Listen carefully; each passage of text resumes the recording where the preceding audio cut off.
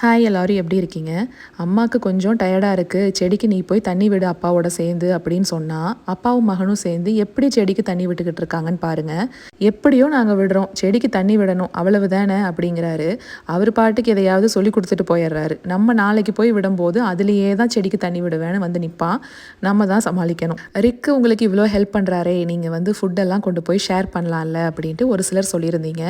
இப்போ மட்டும் இல்லைங்க, எப்போவுமே நான் எது செஞ்சாலும் கொண்டு போய் கொடுத்துட்டு தான் வருவேன். அவருக்கு மட்டும் இல்லை, எங்களுக்கு இன்னொரு நெய்பரும் இருக்காங்க. 2 பேருக்கும் சேர்த்து தான் செய்வேன். வயசுல பெரியவங்க இல்லையா, கொஞ்சம் பார்த்து தான் நம்ம சமைக்கிற மாதிரி இருக்கும். இன்னொன்று, நம்மள மாதிரி காரம்லாம் சாப்பிட மாட்டாங்க. அதனால தேங்காய் பால் சாதம், காரமே இல்லாமல் மைல்டாக ஒரு கிரேவி, அதுலேயும் போன்லெஸ் சிக்கனாக எடுத்து தான் கிரேவியில் போடுவேன். அப்போ அவருக்கு சாப்பிட்றதுக்கு ஈஸியாக இருக்கும்னு சொல்லுவார்.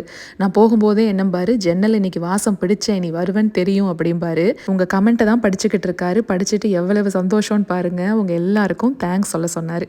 நம்ம நாளைக்கு ஒரு ஷார்ட்ஸில் பார்க்கலாங்களா?